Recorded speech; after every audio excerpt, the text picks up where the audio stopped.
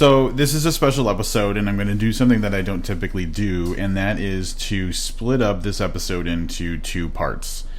Anybody who's familiar with the This Is Horror podcast will know that Michael David Wilson is kind of known for doing longer form discussion, and that is absolutely what happened in the case of talking with him about this book. So this is the first of two episodes. The first episode that you're going to hear now is not focused as much on the book that we came here to talk about as is talking about Michael himself. So we talk about early life lessons, we talk about writing, and we talk a little bit about some random stuff like the This Is Horror Awards and stuff. So this is a much more getting to know the author episode, and then we are scheduled to record a second part very soon, and that is going to be very focused on the book. Something else that came up in our original discussion was about a 30-minute kind of off-air, not intended to be part of the podcast discussion, where we got really deep into my almost book review analysis of House of Bad Memories, and then him reacting to some of the points that I made, and then it kind of grew into a discussion that felt very podcast worthy. So right now I'm not 100% sure if that's going to be part of part two, or if we're going to make it a special kind of cutscenes bonus type of thing that we put somewhere, whether it's my YouTube, if it's kind of on the This Is Horror website. Not 100% sure. That's a really interesting conversation, and I want to make sure that we make that content available. Just not 100% sure where it's going to land right now. Then on a future episode, we'll have a more in-depth discussion where we talk about his book, House of Bad Memories, and really dive deeper into that. But for now, please enjoy part one. House of Bad Memories is for fans of dialogue-heavy fiction that like books that change genre partway through and then again towards the end. If you like Tarantino-style tangents, then this is for you. If you like WTF moments, then this is for you. If you like reading about repressed childhood trauma, and maybe you do, then this is for you. Denny wants to be the world's best dad to his baby daughter, but things get messy when he starts hallucinating his estranged, abusive stepfather, Frank. Then Frank winds up dead, and Denny is held hostage by his junkie half-sister, who demands he uncovers the cause of her father's death. Will Denny defeat his demons, or be perpetually tortured for refusing to answer impossible questions? House of Bad Memories is Funny Games meets This Is England with a Rosemary's Baby undertaste. Available from Cemetery Gates Media, Friday, 13th of October. Michael, we have known each other since, I want to say, 2012. And we've been guests on each other's podcasts, and I've listened to, I want to say I've probably listened to every episode of This Is Horror. And so I've noticed some things about your format, and maybe this whole time I've just been waiting to be able to do this to you. So the first question is, can you tell me about some of your early life lessons? I thought we might be going in that direction when you mentioned the format. You know, early life lessons, are they specific to writing, or is it anything that seems pertinent that may have informed me growing up in those formative years? I'm going to say anything goes, because outside of talking about books or being an author, there's a lot of wisdom in you. So if there's a specific nugget that you think is something that would be good for listeners, I'd love to go with that. Yeah. Goodness, I can't believe that I didn't anticipate that you were going to do this. I was so ready for it for episode 500 of This Is Horror podcast, but you've sprung it upon me here. Early life lessons. What an absolute rookie mistake to have not prepared for this potential question.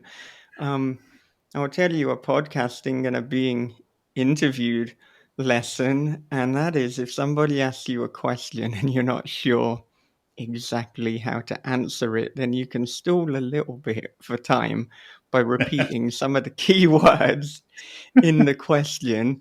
You can also say, "Oh, well, that's an excellent question," and quite a few people do that to me.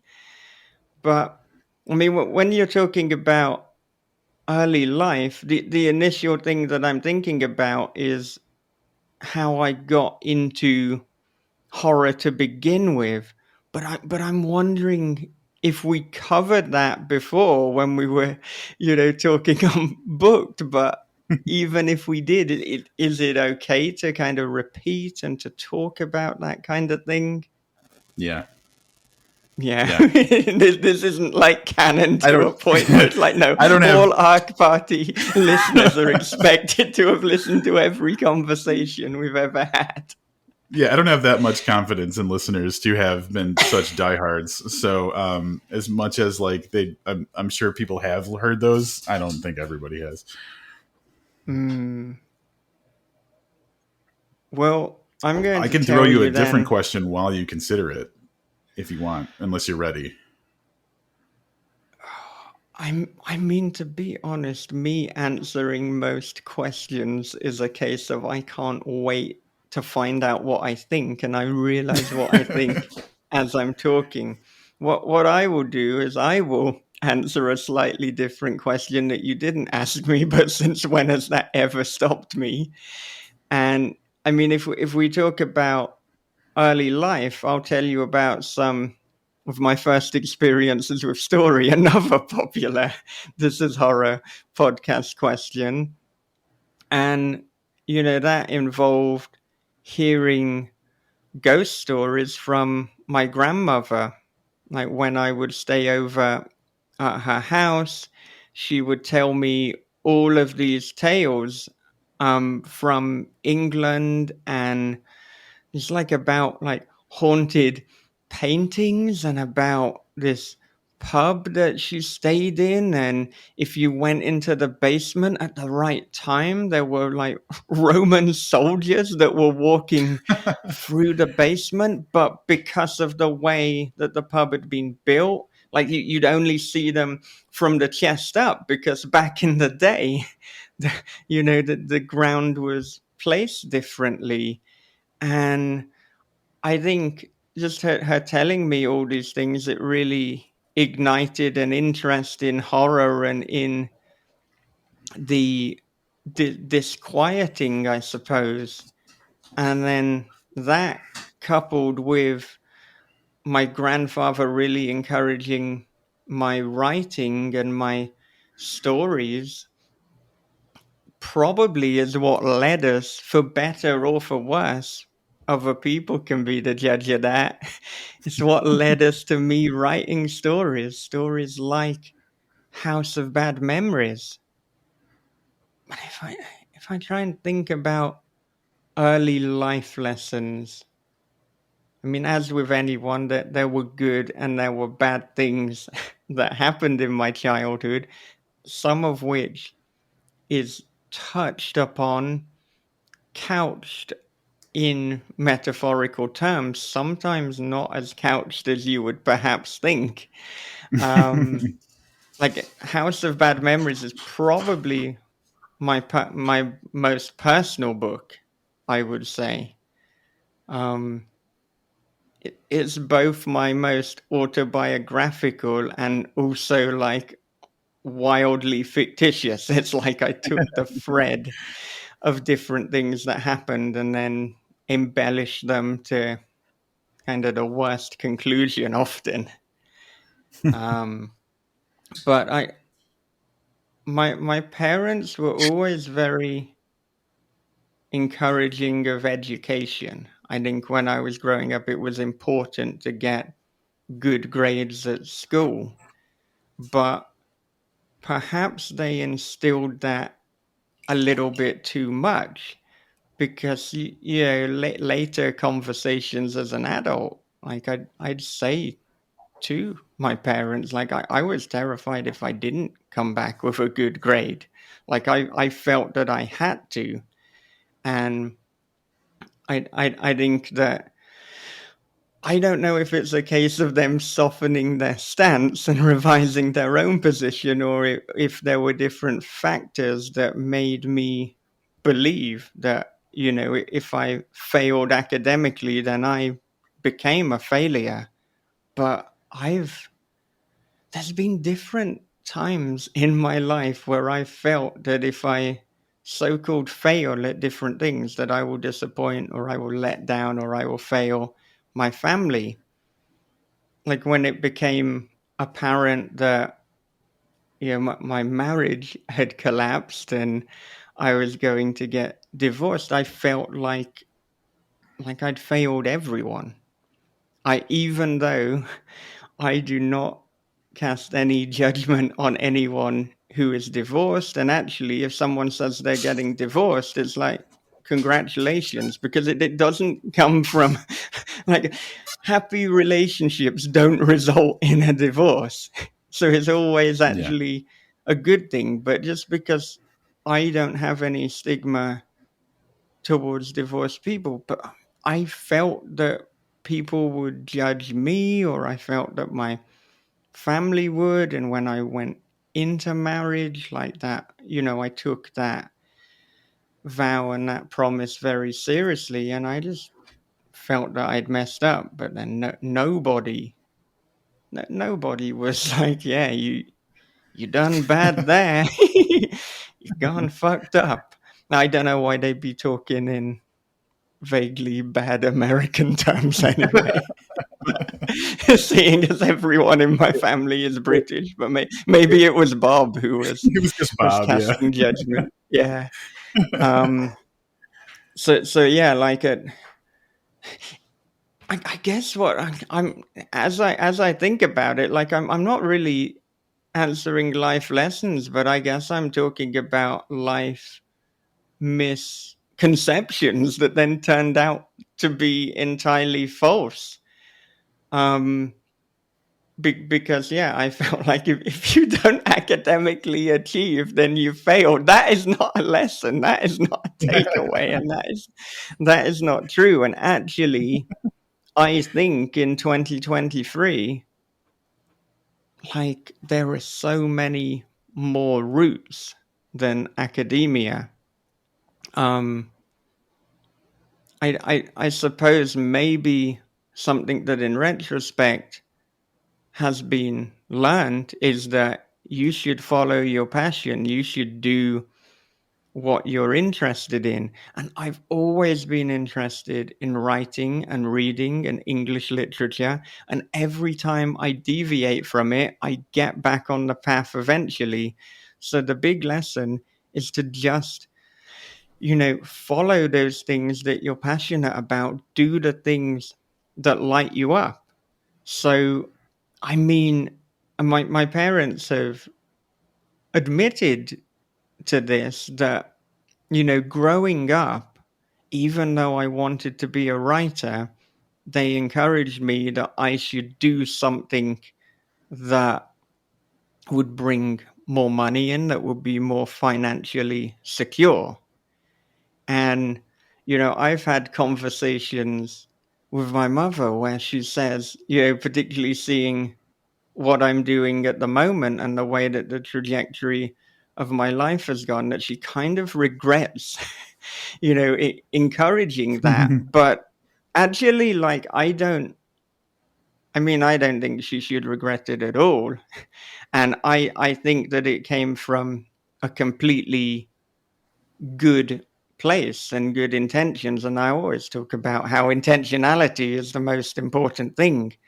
And actually, if I was encouraging like my daughter and she wanted to be a writer, I think yes, you follow your passion, you write, you do the things that light you up, but you also have to couple that with some realism and some pragmatism. And I see so many people, so many writers, that it's like they're doing the writing, but they also have like another job.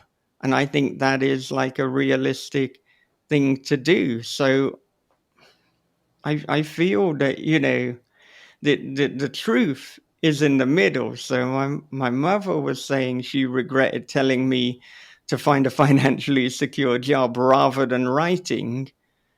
Now she thinks she should have just told me to follow the writing, but actually the truth is follow the writing, but also have a, a stream of income. And then, perhaps in the future, when your writing is bringing in a decent amount of money, you can then transition to doing that full time. That's the advice that I think would be most sensible. But as I said, I always seem to come back to English literature and writing. So even though English had always been my favorite subject, when it came to applying for universities, I thought I would apply to do philosophy. Hmm. And I I don't know what reason I have kind of told people for doing this in the past. I don't know what version of truth I have given or lack thereof truth. And sometimes I would talk about wanting a change, but if I'm going to be perfectly honest, the main reason that I applied for philosophy was because it would be easier to get in to Oxford University with philosophy rather than English in terms of looking at statistics. And I like to take, and obviously this is completely flawed because I'm not taking into account that English is my strength and I've never studied philosophy before. That was the flaw. But I got some philosophy books out of the library. I got an introduction to philosophy. I learnt the name Aristotle. I learnt about Seneca. And I did enough that I managed to get an interview at Oxford. Unfortunately, I didn't get a place, but I did get a place at all the other universities. So I think, hadn't studied philosophy before, managed to get the interview. I think that's a reasonable accomplishment. I got quite far when you consider all of the factors. Um, and then, at university, so I'm studying philosophy the first year, but like something is missing, and that is the joy and the excitement of English literature and writing. And then I looked into, like, is it possible to transfer? There was kind of like a major controversy within the creative writing department about that because I managed to convince my philosophy professor and a few members of the creative writing staff to transfer me to the creative writing department for the second year, and I would be starting in the second year. And then the director and I believe the founder of the program found out about this. And Warwick's writing program, Warwick University, is really prestigious. And like at the time, there's only 20 to 25 people who are getting in per year. There's a meticulous interview process, probably more than to do philosophy at the University of Oxford. And they have to submit writing portfolios as well. It's intense. And so then the founder of this program finds out, like, well, you just let in this goth kid, which I was at the time, who like half-assed in philosophy, jump into the writing program. So then I had a meeting with him, and so at that point, on paper, it was a done deal that I could start the next year at year 2 of English and creative writing. And he was like, what, he was pretty frank about it. He said, like, he wasn't that happy with what had been agreed upon, but if I can show my commitment, then they'll accept me. But he wants to take it to the next level. He's like, okay, well, I want you to complete this first year of philosophy doing your absolute best. I want you to get a minimum of a 2-1, which is the second highest grade you could get. And to show your dedication, I don't want you going into year 2. I want you to go into year 1. So that would then make my Yeah. university course 1 year longer, which of course is financially more expensive.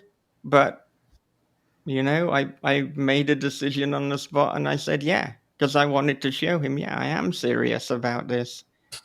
And so that was, one of multiple times where I have started straying from my passion and then been brought back Yeah. to on track. And yeah, I'm so glad that I did do it as I did it. Ironically, and as people who are This Is Horror podcast listeners probably can tell, I'm way more into philosophy now than I was back in the day. Like if you listen to the early episodes, well, not even that early, probably the first 5 years, I'm not ending the episodes with quotes from Epictetus and Seneca and Marcus Right. Aurelius. But if you've listened to an episode this month, probably half of them, I Yeah. had a little bit of philosophical wisdom. So my interest in philosophy came later. We can go into that at some point if you want. We can also save it for another episode or just save it for not. Really up to you. But the second and the most pivotal moment where I have deviated from writing and then got back into it was actually about a year after graduating from university. And I kind of feel that like in my generation, so people graduating kind of early noughties, early to mid noughties, we were no, yeah, mid to late noughties. I don't know. I can't keep track of time. We were sold this idea that we could be anything we wanted. We could be astronauts. We could be rock stars.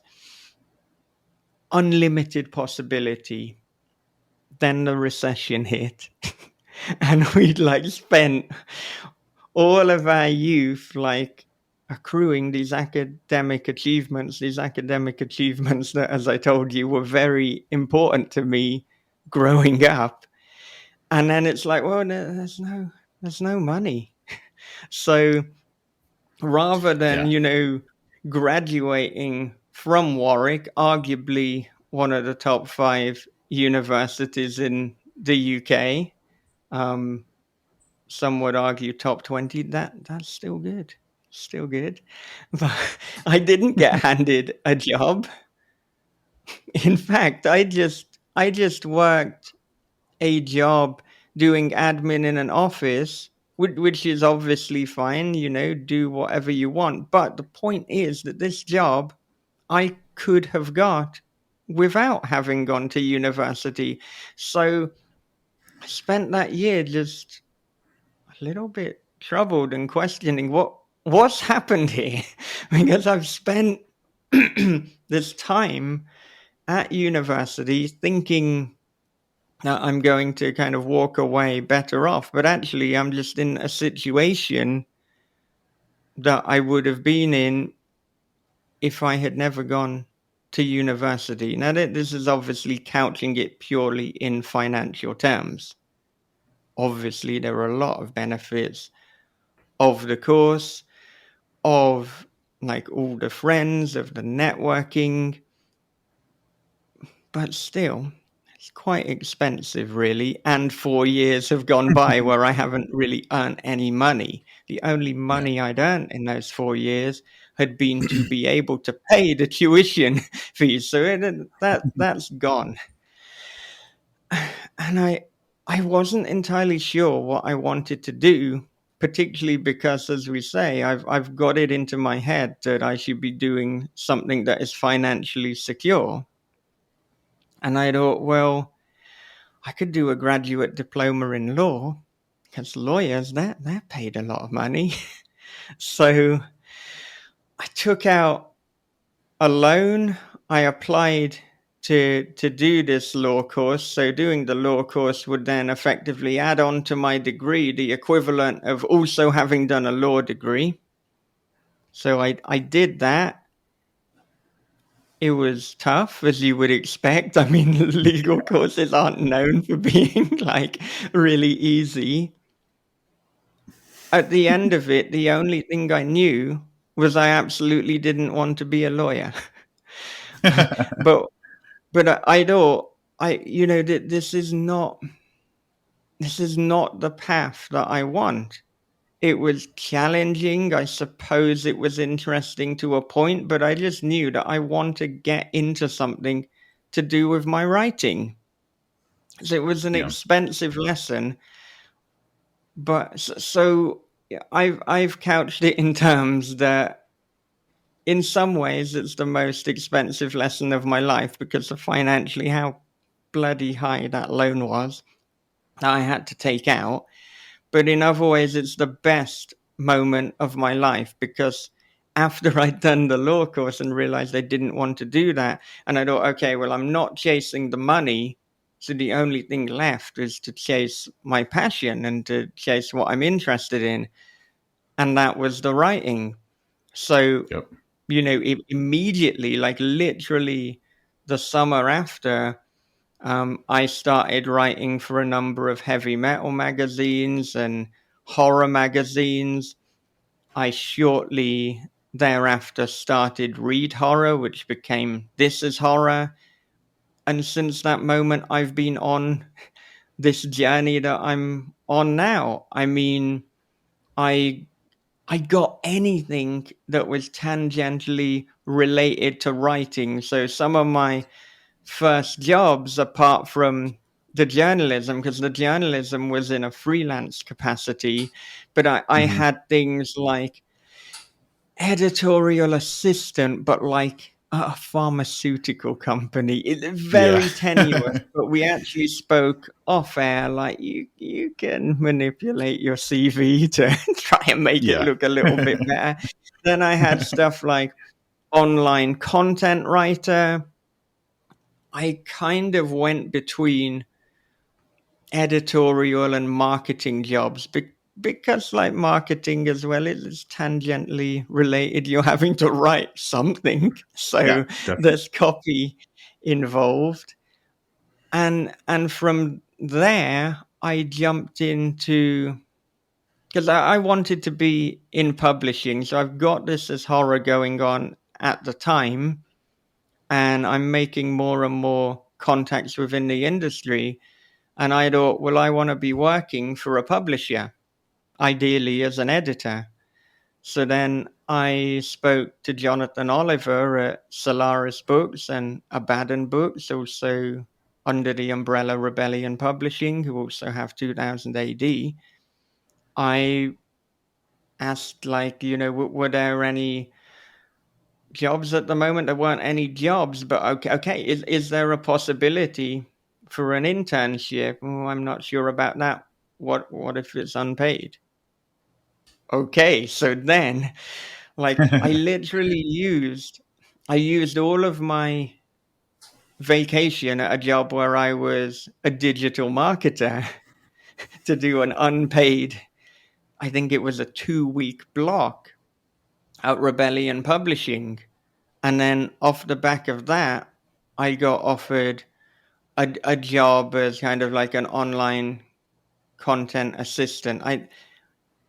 I do remember we managed to upgrade the title to Digital Publishing Associate, which that sounds pretty good. How did that come about? Well, my boss pretty much was like, "Well, this is difficult to classify. What title would you like to have for your job?" And I thought Digital Publishing Associate sounds pretty good on the CV, and there we go. I mean, I had to take a massive pay cut to do that because it's like going from a semi-senior or at least mid-level digital content job to to yeah, effectively just being an assistant. But it's like, this is in publishing, this is surrounded by books, this is where I belong. We've already learnt the lesson that we're not Hmm. following the money and we're following the dream. So if I reject this opportunity, then I haven't learnt the lesson at all. So then I stayed with Rebellion Publishing for I think it was about a year and a half. The only reason that I left was because I suppose about a year into it, um, I decided that I wanted to explore the world more. I had a friend who'd been teaching in South Korea, and I thought, well, I'd quite like to teach in that area of the world. So I was looking at South Korea and Japan. Then I get a job offer in Japan, and I just didn't want to be stuck in the UK and not know of anything different. And so it, Hmm. it was kind of like it was still exploring my passion, but a little side mission because it's not related to the writing. But it's like, well, if ever there's a reason to leave a job that you really like, I think going to live in Japan and experience that side of the world is a good reason. And I still had This Is Horror. I still had like my writing, I guess, like little pockets of freelance editing. I had the podcast. So even though I wouldn't have the full-time job, I mean, ironically, the best jobs that I've had, I kind of created for myself. And I have had periods where I've been a full-time writer, with I guess the caveat being I am including the editing and the podcasting under kind of one umbrella. But at the moment, I'm teaching and I'm writing and doing all the This Is Horror stuff that I do. And it's still all about follow the passion. It's like, make sure that you're financially secure to a point, but Yeah. make sure that you're doing the work that lights you up. And that is an incredibly long answer that has gone off on many different tangents. No, but it all feeds this kind of the purpose of the life lesson that you were talking about. And one thing that I want to tag on a thought about with the idea of um, the lesson you learned from not doing not doing just the practical thing or following the money, but also like you have to follow your passion. I feel, and maybe this is just from my personal experience in my life, it's, and I'm going to equate this in a weird way, but do you know how if you're dealing with someone who's an addict or something, you can't make them change. They have to kind of get there. Like there's got to be Right. something Yeah. that happens internally for them in order to start to want to make the change. I feel like for some people, following the passion is that way too. So I've always been hugely passionate about reading and books. And, there was a chunk of my early 20s where, I thought that my path was going to be writing. Um, but I never really made my living that way. But there was a moment where after starting my first podcast, Booked, after doing it for a little while and seeing all of like the people that I'd met and the connections I'd made and all the positive things that came out of it, suddenly there was a moment of kind of clarity where it's like you're doing something purely for you because this is what makes you happy. Mm. And I don't think I started that journey thinking this was going to be the outcome, but I just kind of knew I liked talking about books, and it just happened to grow into really supporting the passion. So I think that for some people, following the passion, sometimes you need to really figure out what that means too. Like, what is the passion? You might have to try stuff out. Like, I really thought I was going to be a writer, and eventually it kind of occurred to me that I'm much better at talking about people's stories than writing my own, and I'm actually much more satisfied with that too. So for me, it was a bit of a journey of just realizing what the passion was. But once I locked onto it, yeah, that became very, very important to me. Yeah, and people who have listened to me be so-called interviewed on other podcasts know that I have this tendency to start interviewing the host sometimes because I'm a genuinely curious person. But I mean, in terms of, your own writing, you put out a short story in the book anthology, an incredible anthology. If people can still track it down, then they absolutely should. Amazing stories from people like Fred Venturini, Bob Pastorella, the co-host of This Is Horror, and Paul Tremblay, to name but Yeah. three. But you had your story in that. You said that there was a point where you thought writing was going to be the path that you took. You're saying now it's more like the reading, it's the curating, the interviews with the podcast.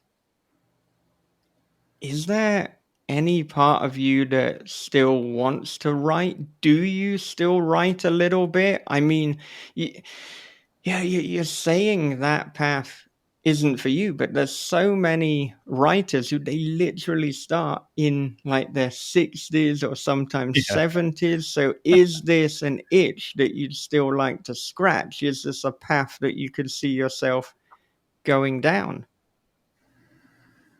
Not currently. I think that what I don't get a lot of, and I'm going to refer to one of your recent conversation with Josh Malerman, where you guys did a lot of talking about his unpublished books and stuff, and the idea that his unpublished books were like the best formed ideas for what could be a published book.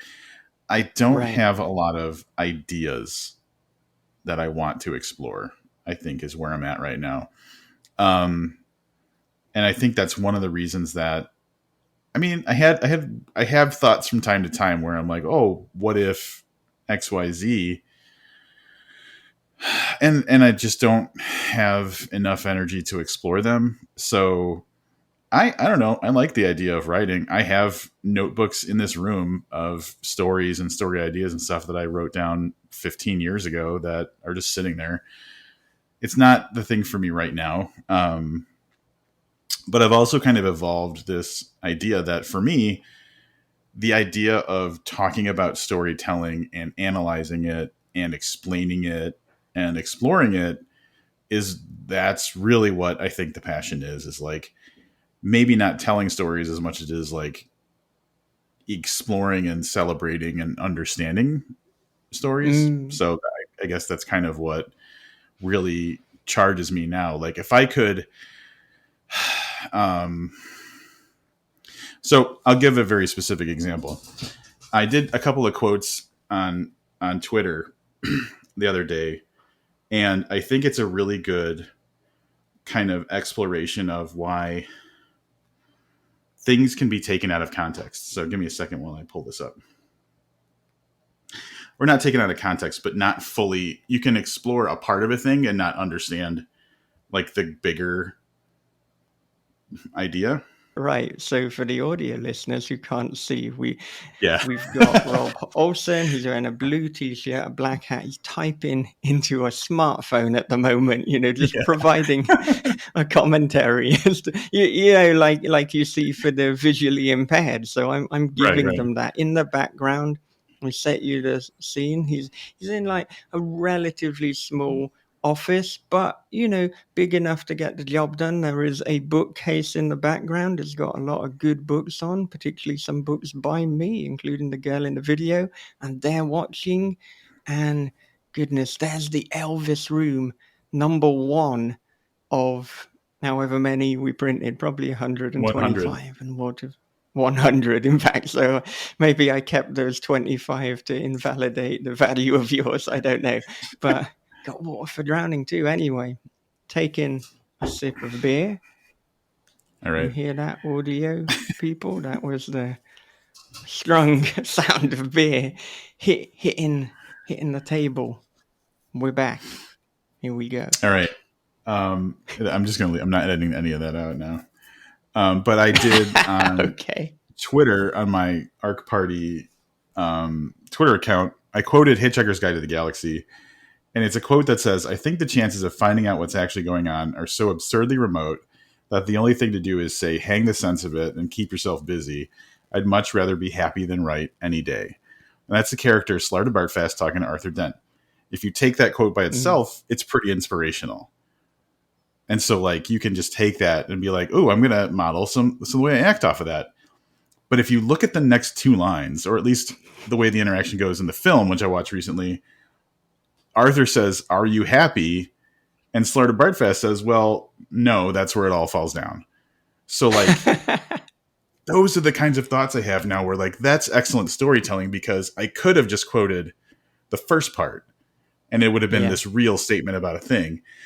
But excluding those next two lines says almost as much as including them. It's like I'm choosing to take from this what I want instead of really taking what the author meant, which was like, you can have these high aspirations and philosophies and stuff, but if it doesn't work, it doesn't fucking matter. So I think those are the things that I like to dig into and analyze as far as storytelling goes, because that's very effective.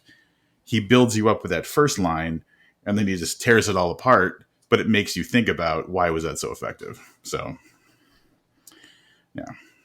Anyway. Yeah. And I think in a way, like, analyzing and dissecting stories is a form of storytelling, or at least it very much complements and enhances the story. So you're continuing to tell the story in a sense. Just as you didn't start writing it, you're adding your interpretation. And so, I mean, I think it is an art form too. It is, you know, we spoke to a number of authors before, and Kathy Koji being one that springs to mind, where we've said that the story being told doesn't finish with the writer finishing. It continues, it evolves. So, as I say, in a sense, you are storytelling. It's just not in the conventional way.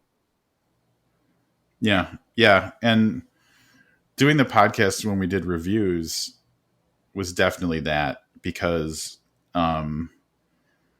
it was a conversation where we kind of learned more about the book by talking about it, and we kind of crystallized maybe a thought about what it could mean.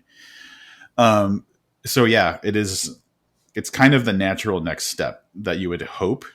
But again, like, there was that moment of clarity for me where, until I started talking about books, I didn't realize how important it was to talk about books. But once I did, I was like, this is what I must do this. If I read a book, I have to talk to somebody about it so that we can dig into what is significant about it. So yeah, I had that kind of like moment of change where it became apparent how important the thing I was doing was, I guess.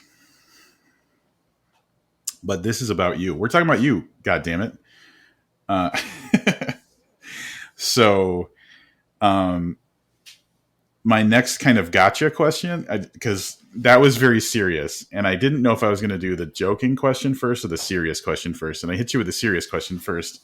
So now I'm going to give you the joking one, and I don't anticipate you having a good answer for this. Is that based on previous interviews and my answers that you've? No, I just don't think my track record.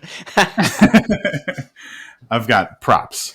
So the next question is, how many people in the years that you've done the This Is Horror Awards do you believe have won 3 This Is Horror Awards?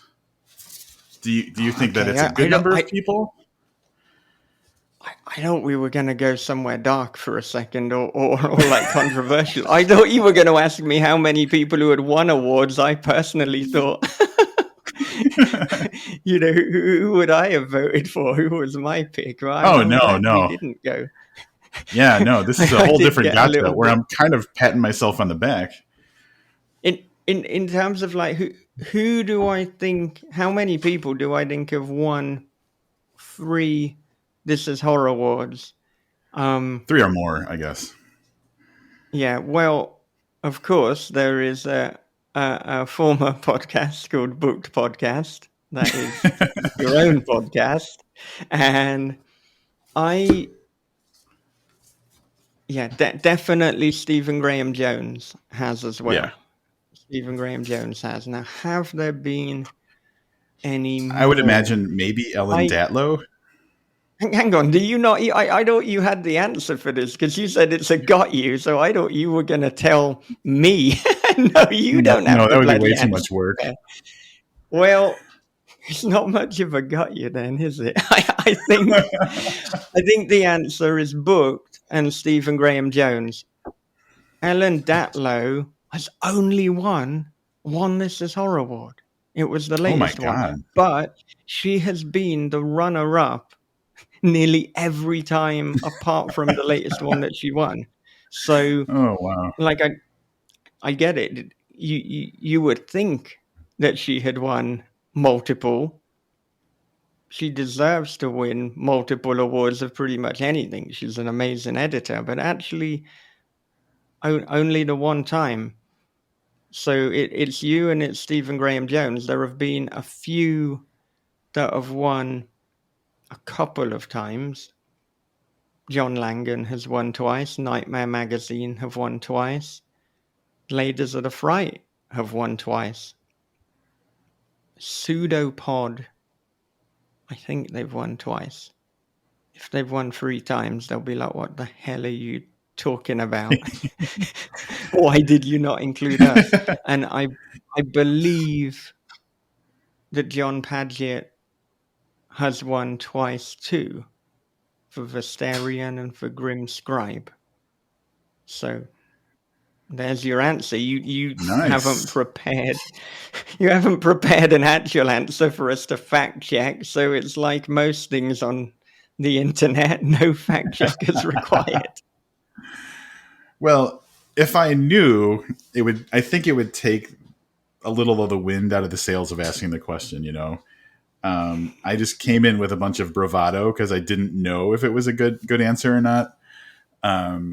If I knew the answer, I think I might have asked the question differently. So for journalistic integrity, I couldn't know. Right. But here's what I will say. I know I was a runner-up one year as well for Podcast of the Year. So 3 wins there you and a go, second that place. low if you're counting runners-up, then yeah. But Ellen she's stacking up those Stokers, I think. So I think she'll be fine. Yeah. Yeah, I was like, what are you gonna say disparaging about the This Is Horror Awards? It's like, I would never. You're a Stoker. She doesn't need you. Fucking piece of paper with the This Is Horror Award. Well, I wasn't gonna say that. No.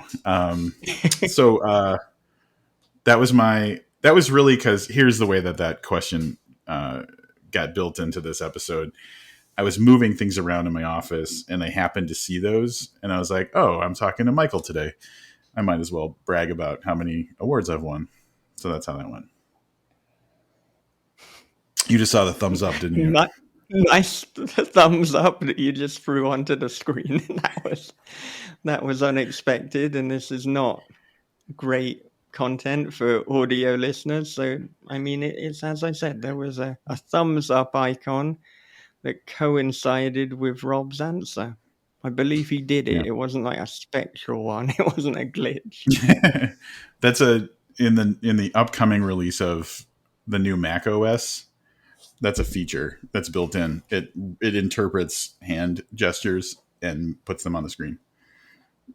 This is a joke, right? No, like watch.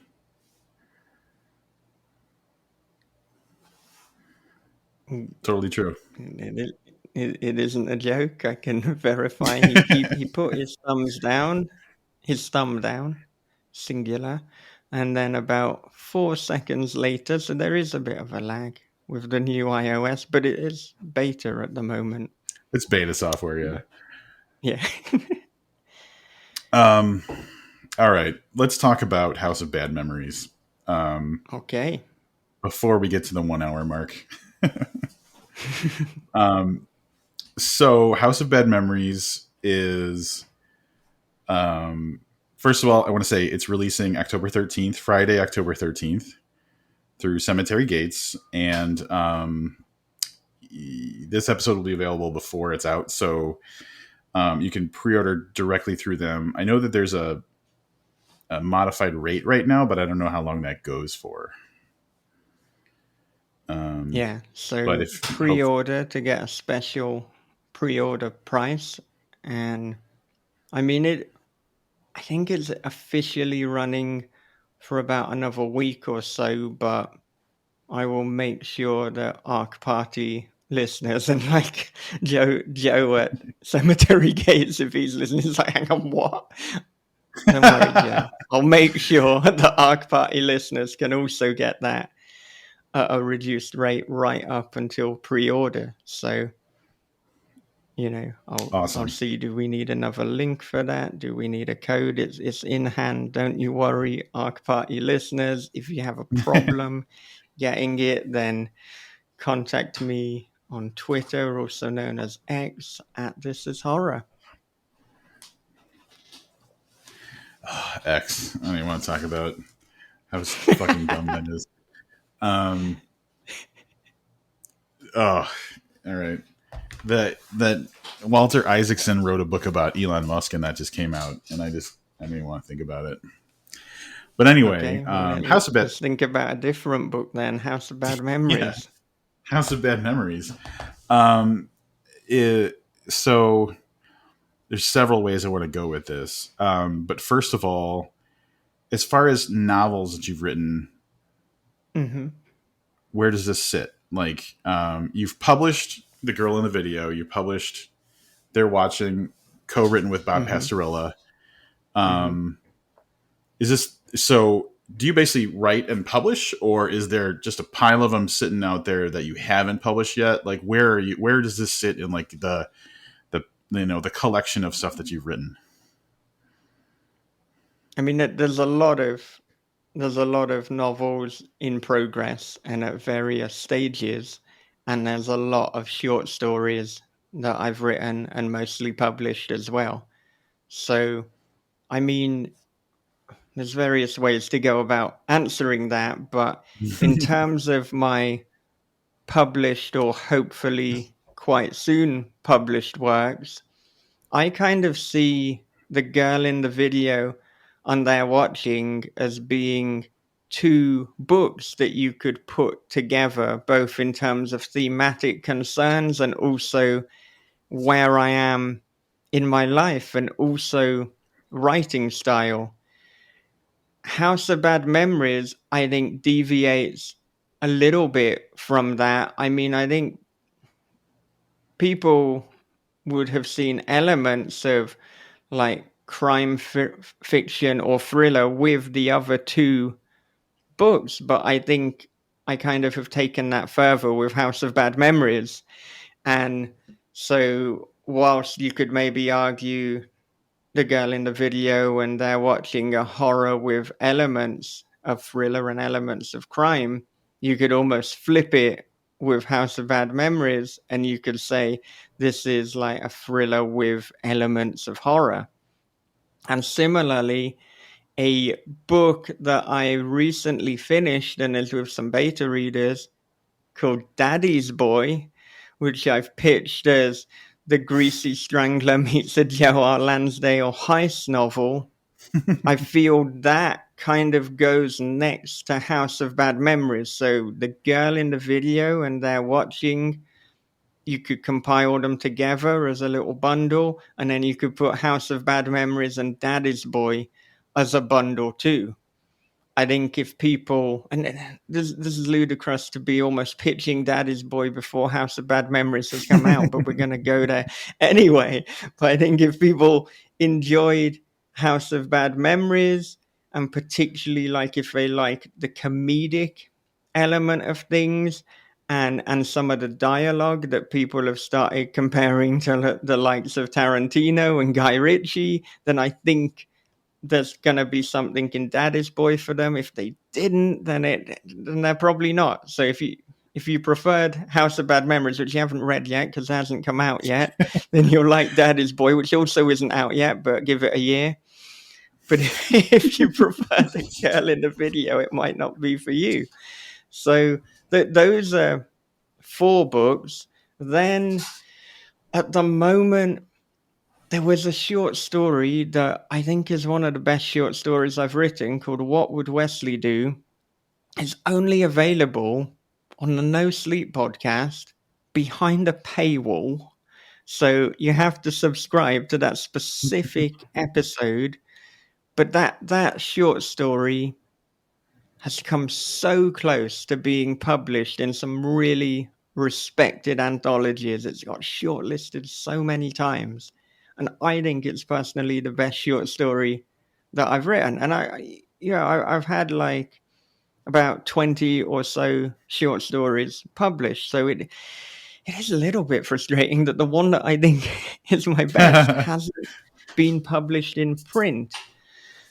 But I think now that it might be because there are better things planned for it. So last year, I started getting into screenwriting to see is that something that, I'm apt to do.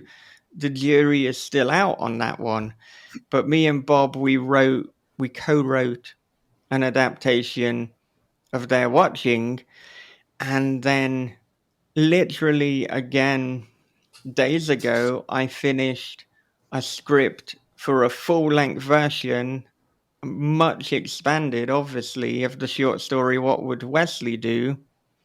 And my plan at the moment, and we'll see what my film agent thinks, even if he doesn't like it, I think I'm going to do it anyway. So sorry, Ryan, but I do appreciate your input, but I really want to do this.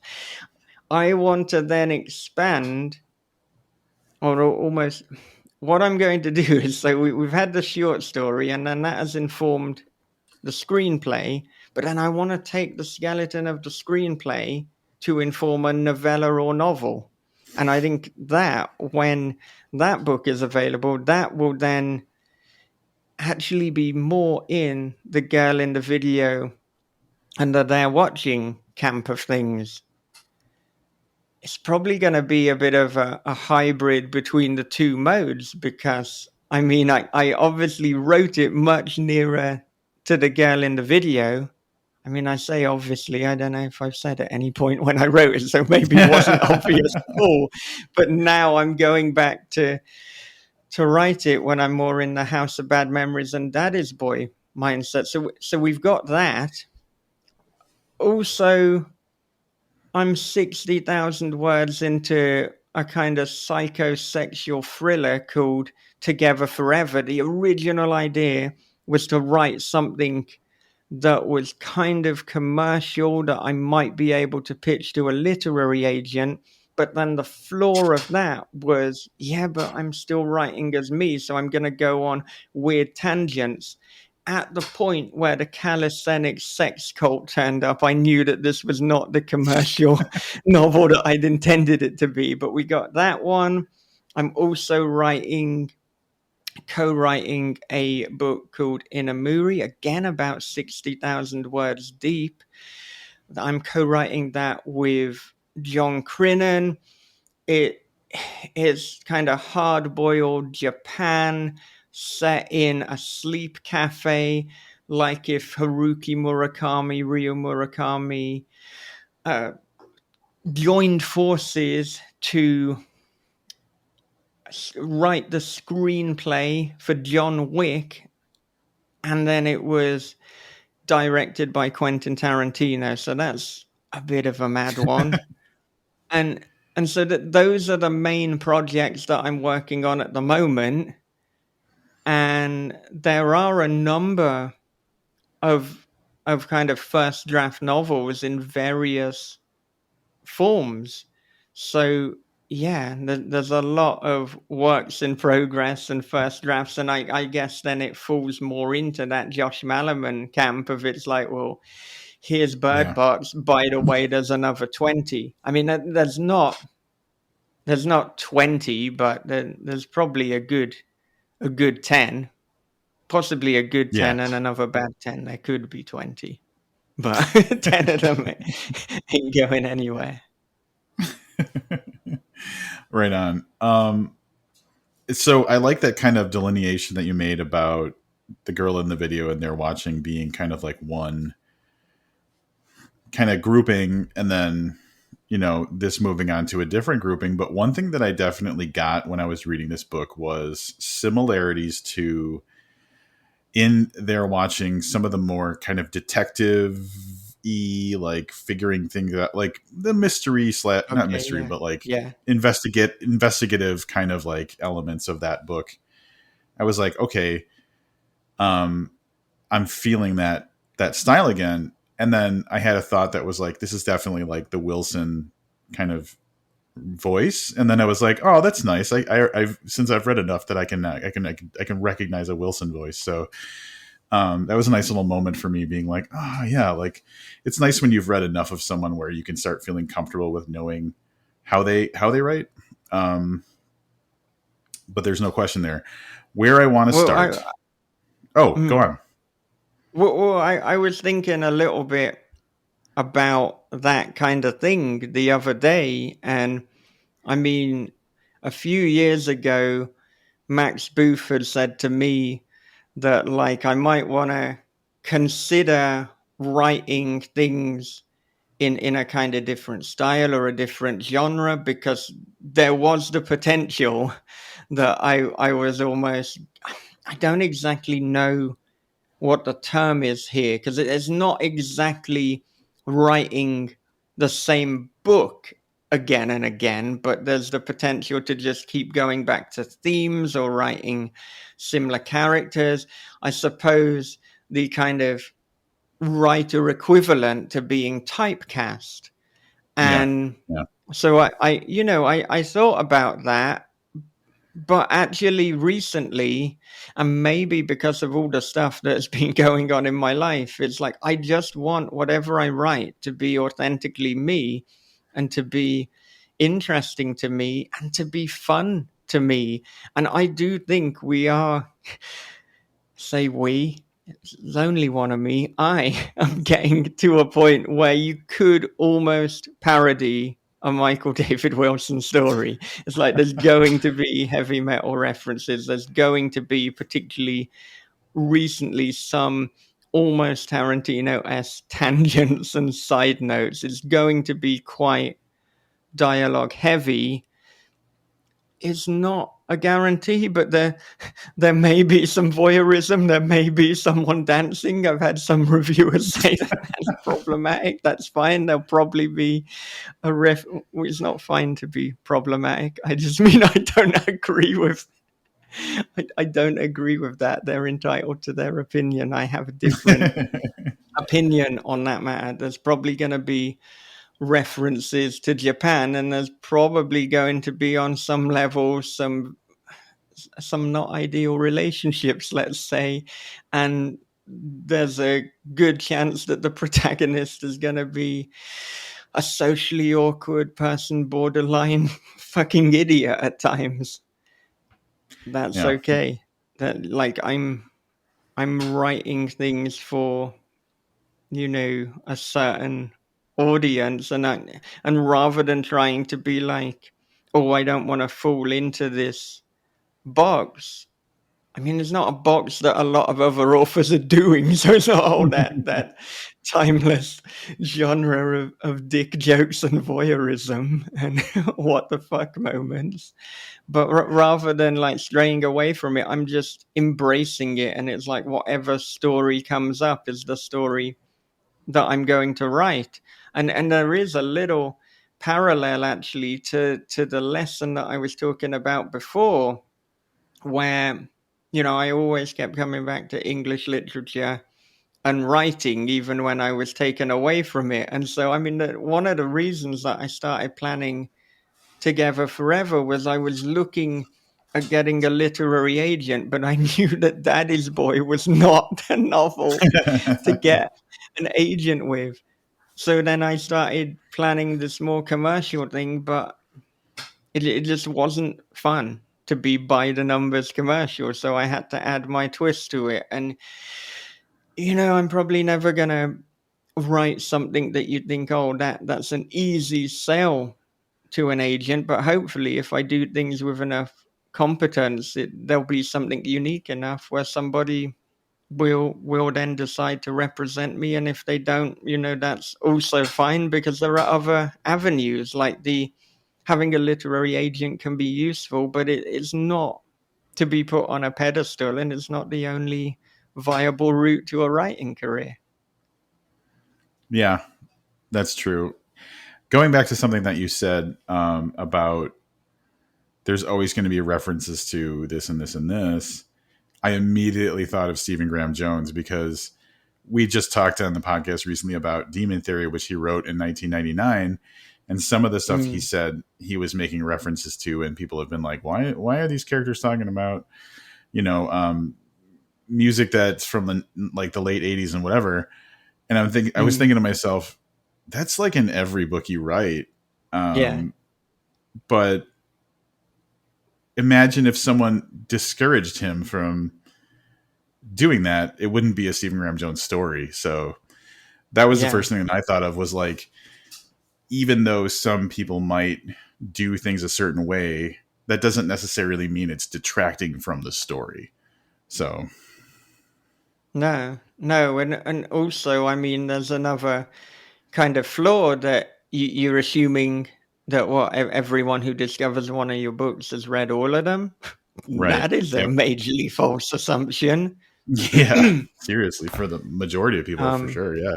And I think there's many, possibly even the majority of writers, where you probably could parody. I mean, if you look at Haruki Murakami, let's throw a cat in, let's throw some jazz music references, let's have some Italian cooking that's probably pasta. He's got all of these like bizarre elements. Let's have a weird sheep man or something like that. It's classic Murakami, but it seems to have worked out okay for him. You look at music, and Motorhead and Slayer, you could say, arguably made a career out of writing not the same song, some would say that, but very similar songs again and again. And I think if people enjoy what you're doing, I mean, I think a lot of people actually like that comfort and familiarity. So there are some people who they want something completely different from every single story, but there are others who they do want that comfort. So I mean, if I think of Josh Malerman, his range is so diverse, but it's almost like there are different types of Josh Malerman stories that you're going to get, and you don't know which one it is until you jump into it. Now, as is probably obvious from my writing, I'm a big fan of those dialogue heavy books. So I love stuff like A House at the Bottom of a Lake, which I guess I would because I put that one out. But, things like Doug and Judy by the House Washer in the latest one, and also the opening story. I mean, Half the House is Haunted. I was blanking on the name of it there. That's my favorite Josh Malerman mode. But yeah, he kind of fits. He'll give you everything because he's got that mode, which is comfort food for me. But then he'll fucking throw Igorov in, which is like a mad. Is it a pastiche?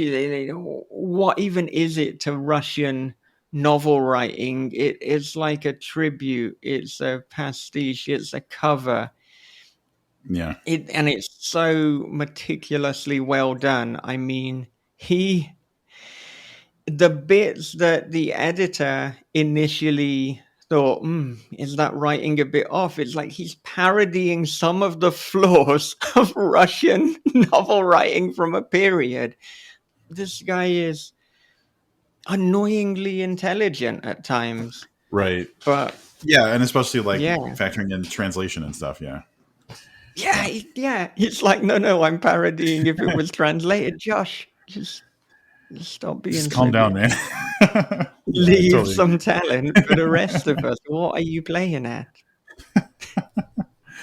Um, yeah. So I'm going to jump into some themes of the book, and um, and I'm going to tie it into the fact that you said that this was probably one of the more personal stories that you've written. Understanding that, like, in the past, there's been stories that take place in situations similar to yours, like someone who's living in Japan, who's from the UK, who, like, that kind of stuff has happened before. And you said this is very personal.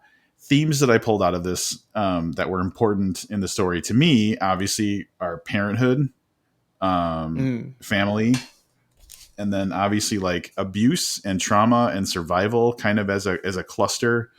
Um, and I'll I have another one written down that I'll talk about separately. But of those things, like, Okay. so where does the personalness come from? Of those themes or outside of those themes, like from, yeah, where does that part come from?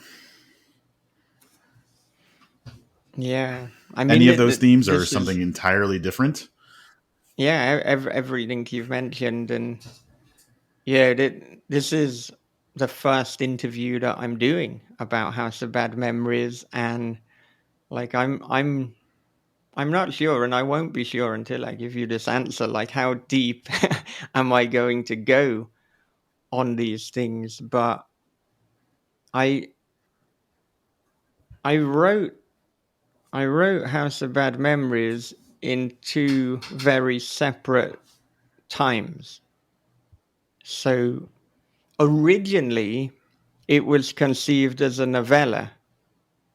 Not only was it conceived as a novella, it had a publishing deal, and I pulled out of that for various reasons. But there is literally a point where it ended. That was complete. That was how it was going to be published. And then when I got the rights back to it, I was just thinking about, like, what do I want to do with this?